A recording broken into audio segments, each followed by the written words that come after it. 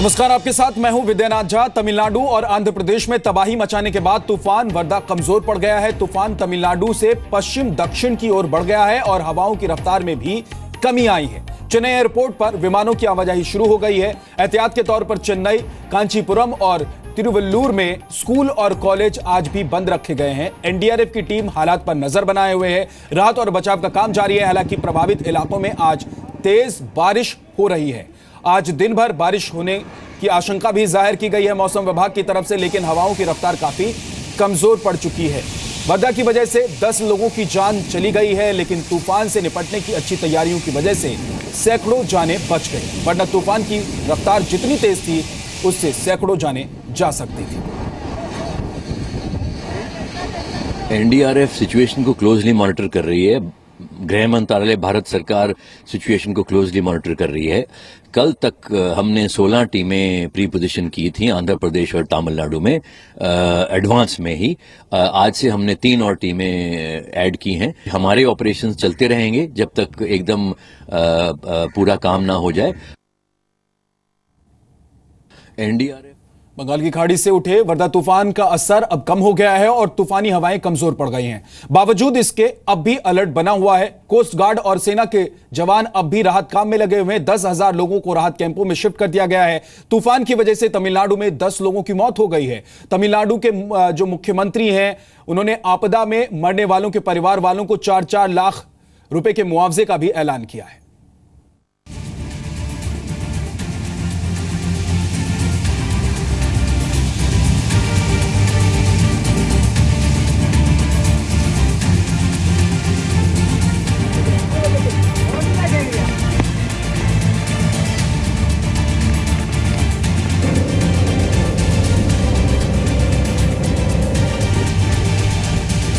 टूटे हुए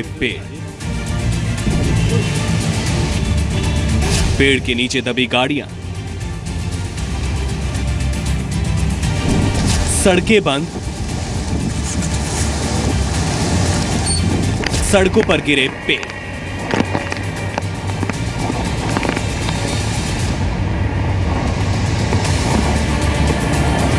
तेज हवाएं। चेन्नई में तबाही के ये निशान वर्दा तूफान के बाद के हैं।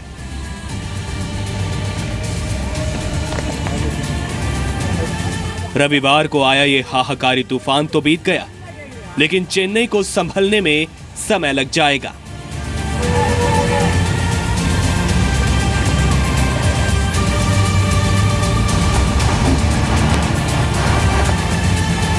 तूफान बीतने के बाद भी अगले 24 से 36 घंटे तक चेन्नई हाई अलर्ट पर है।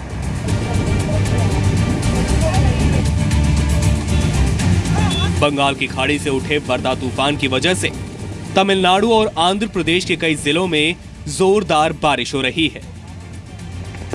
तटीय इलाकों में हालात बेहद खतरनाक हैं। तूफान की वजह से तमिलनाडु में 10 लोगों की मौत हो चुकी है। 2 लोगों की मौत जहां चेन्नई में हुई है, वहीं एक मौत कांचीपुरम और नागापट्टिनम में हुई। तमिलनाडु सरकार ने मृतक के परिवार वालों को 4 लाख रुपए की सहायता राशि देने का ऐलान किया है।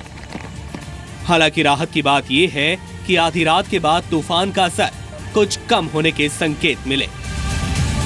तट को पार करते वक्त इसका विंड स्पीड 100 से 110 किलोमीटर पर आवर और गस्टिंग 120 किलोमीटर पर आवर रहा और अभी ये धीरे धीरे वीक हो रहा है। पहले जब सी पर था ये वेरी सीवियर साइक्लोन स्टॉर्म था। कोस्ट क्रॉसिंग के वक्त ये एक सीवियर साइक्लोन स्टॉर्म जैसे क्रॉस किया और अभी इसका विंड स्पीड लगभग 75 टू 85 किलोमीटर पर आवर है। चेन्नई में सेना को भी राहत के काम में लगाया गया है। तमिलनाडु में 10,432 लोगों को राहत कैंपों में शिफ्ट किया गया है। 3,000 राहत कैंप तैयार किए गए हैं। 11,847 फूड पैकेट बांटे गए हैं। तूफान से 257 रोड बंद हो गए थे, जिसमें से 89 को खोल दिया गया। तूफान में 3,384 पेड़ गिर गए। बिजली के 30 ट्रांसफार्मर खराब हो गए।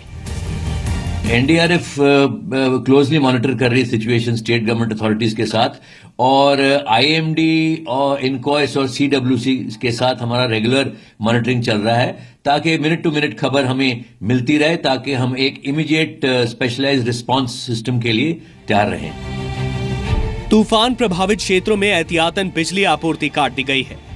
लोगों को पेड़ों और बिजली के खंभों के पास ना खड़े होने की सलाह दी गई है। केंद्रीय विज्ञान और तकनीकी मंत्री हर्षवर्धन ने भी वर्धा को लेकर सरकारी तैयारियों की समीक्षा की। पीएम मोदी ने ट्वीट कर तूफान में मारे गए लोगों के लिए दुख जताया और राहत कार्य पर नजर होने की बात कही। एनडीएमए और स्थानीय प्रशासन लोगों की जिंदगी और संपत्ति की सुरक्षा के लिए सेना के साथ मिलकर काम कर रहा है। दूसरी ओर गृह मंत्री राजनाथ सिंह खुद पूरे मामले पर नजर बनाए हुए हैं। उन्होंने तमिलनाडु और आंध्र प्रदेश के मुख्यमंत्रियों से बात की है। तमिलनाडु सरकार ने आगे की तैयारी भी की है। दक्षिण आंध्र तट और इसके आसपास के तटीय क्षेत्रों के मछुआरों को सलाह है कि वो अगले 36 घंटे तक समंदर में ना जाएं। तूफान के कारण चेन्नई आने वाले विमानों का रुख एहतियातन बदल दिया गया है।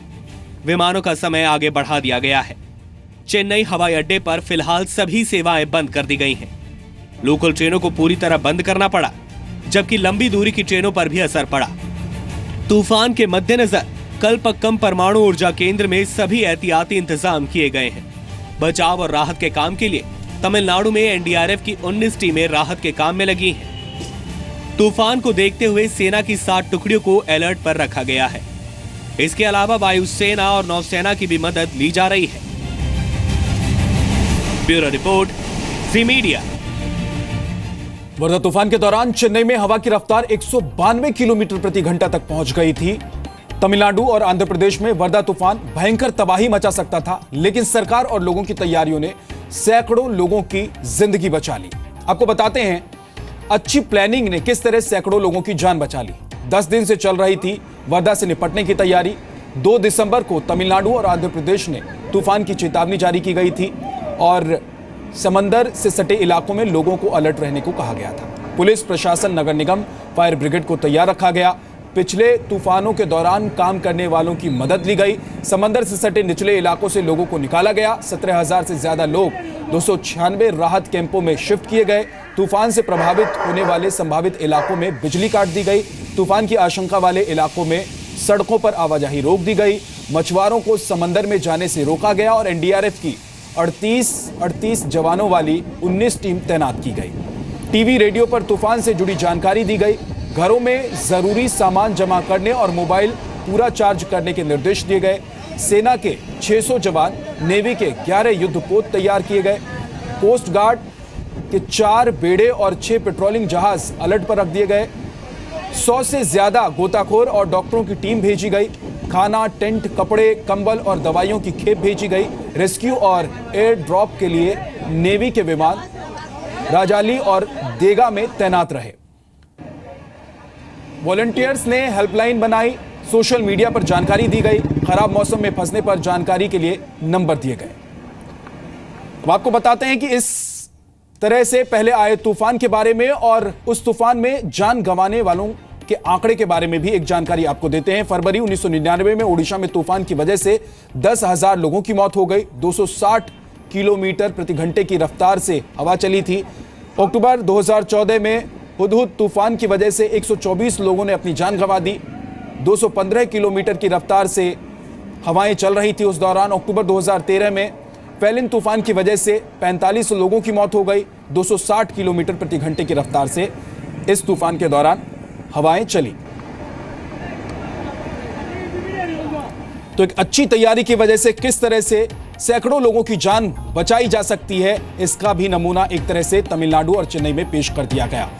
लोगों को शिफ्ट कर दिया गया कैंपों में ताकि वो सुरक्षित रहें और इसके अलावा तमाम इंतजाम कर लिए गए थे कि अगर आपात स्थिति आती है तो उससे लोगों को निकाला जा सके।